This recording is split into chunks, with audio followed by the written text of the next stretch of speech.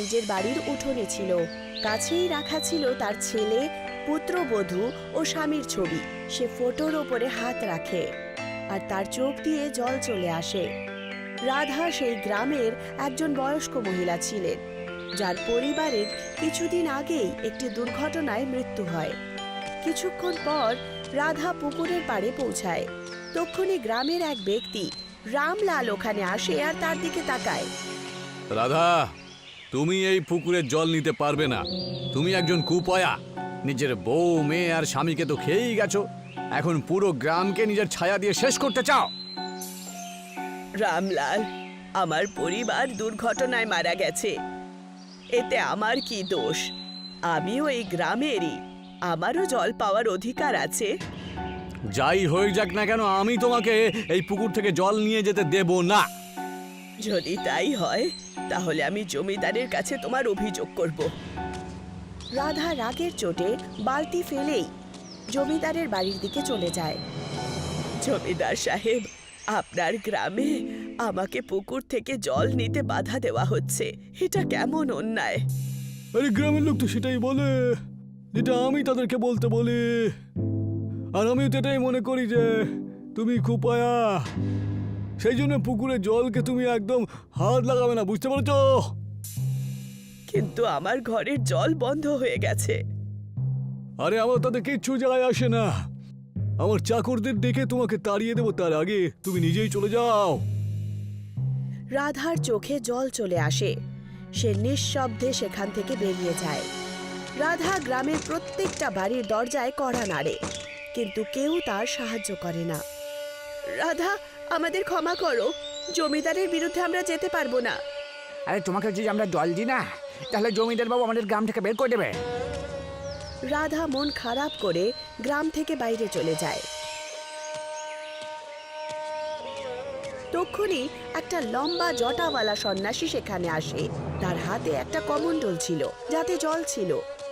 মা, তুমি কান্না করছো কেন?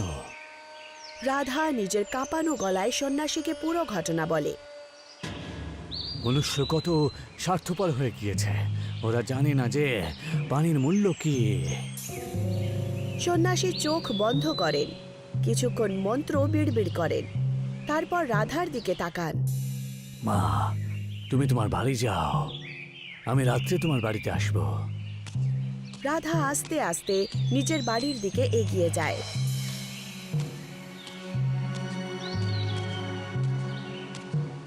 তার চোখ যায় একটি বন্ধ ঘরের দিকে, যেখান থেকে একটি আবছা আলো আসছিল। এই আলো কোত্থেকে আসছে? সে আস্তে আস্তে ঘরের দরজার দিকে এগিয়ে যায়। তক্ষুনি সে অনুভব করে যে তার পায়ের নিচে কিছু একটা পড়ে আছে। সে নিচের দিকে তাকায় আর হতবাক হয়ে ওঠে। বালু! বালু এখানে কি করে এলো? সে ঘাবড়িয়ে যায় আর দরজা খুলে দেয়, এবং যেইমাত্র দরজা খোলে তার চোখ আশ্চর্য হয়ে ছানা বড়া হয়ে যায়। ঘরের ভেতরে কোনো মেঝে বা দেয়াল ছিল না। একটা বিস্তীর্ণ মরুভূমি ছিল, শুধু বালি ছড়ানো ছিল দূর দূরান্তে। এটা এটা কি করে সম্ভব?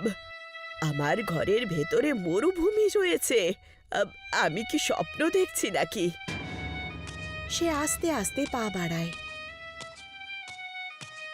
তক্ষুনি সেই একই সন্ন্যাসী আলোর মাঝখানে আবির্ভূত হন। সাধু বাবা, এটা কি হলো? আমার ঘর মরুভূমিতে পরিণত হয়েছে। আমি আগেই তৃষ্ণার্ত মারা যাচ্ছিলাম, আর আপনি এটা আরো কঠিন করে তুললেন। চিন্তা করো না মা, আমার সঙ্গে চলো। সাধু আস্তে আস্তে মরুভূমিতে এগিয়ে যান।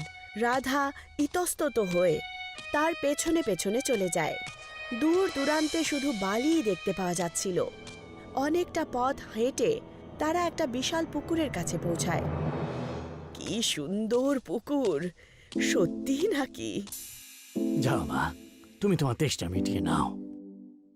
রাধা তাড়াতাড়ি পুকুরের পাড়ে বসে পড়ে আর জল খেতে শুরু করে। সাধু বাবা, আপনি আমার তৃষ্ণা মেটালেন। এই জল তো অমৃতের মতো। মা, আজ থেকে এই পুকুরটা শুধুমাত্র তোমার। এখন এই জলের মালকিন শুধুমাত্র তুমি। কিছু সময় পরে তোমার গ্রামের লোকজন নিজে থেকেই তোমার কাছে আসবে। সেই সময় জলের ওদের আসল মূল্য বুঝতে শিখিও। সাধু আস্তে আস্তে আলোতে লুপ্ত হয়ে যান।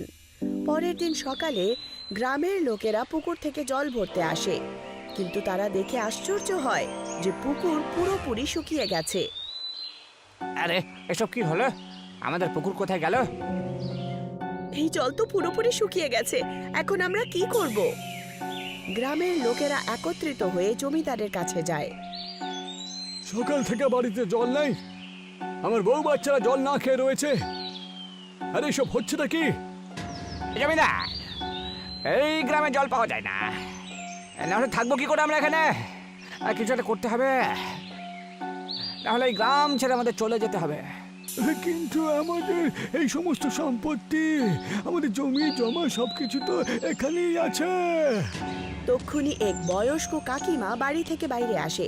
শুনেছি কিছুটা দূরে একজন সাধু বাবা থাকেন, আমরা ওনার কাছেই যাই না কেন? উনি আমাদের সাহায্য করতে পারবেন। গ্রামবাসী আর জমিদার একে অপরকে দেখে। গ্রামবাসী আর জমিদার ওই সন্ন্যাসীর কাছে যান। মহারাজ, আমাদের গ্রামের জল হঠাৎ করে শেষ হয়ে গেছে, শুকিয়ে গেছে, বাঁচান আমাদের।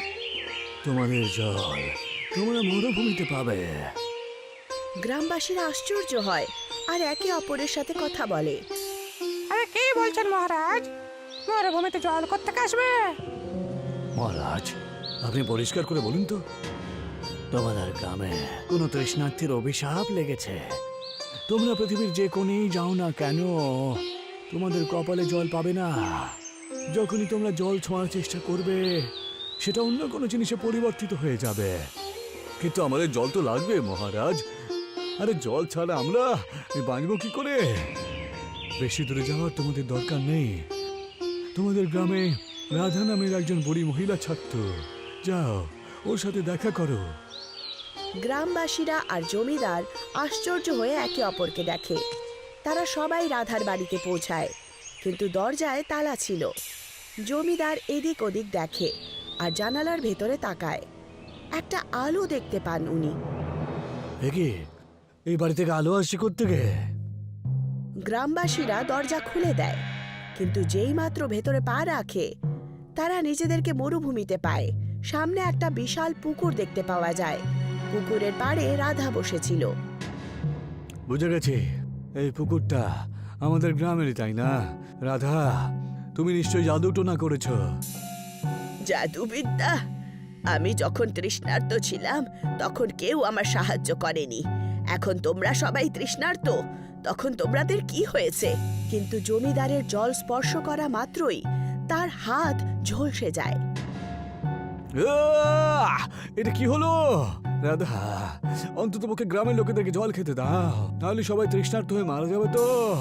এখন বুঝতে পারলে যখন কেউ তৃষ্ণার্ত হয়ে মরে তখন তার কি অবস্থা হয়?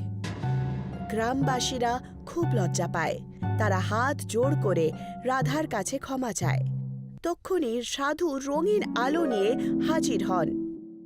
এইসব কিছু আমি করেছিলাম যাতে তোমরা বুঝতে পারো যে যাতে কোনো মানুষ কখনো কুপায় হয় না, বুঝেছো?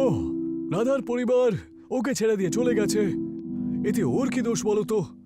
কিন্তু তোমরা ওর সাথে অন্যায় করেছো। আমরা অনেক বড় ভুল করেছি মহারাজ। আরে ভুল করার একটাই উপায়, রাধাকে ওকে ওর সম্মান আবার ফিরিয়ে দাও। গ্রামবাসীরা রাধাকে সাথে নিয়ে গ্রামে ফিরে যায়। গ্রামে ফিরেই আবার পুকুর ফুটে ওঠে। এবার থেকে তুমি হলে আমাদের মায়ের মতন, বুঝেছো? আমরা তোমার রক্ষা করবো সব সময়। গ্রামবাসীরাও এই বিষয়ে একমত। রাধার চোখে খুশির জল চলে আসে।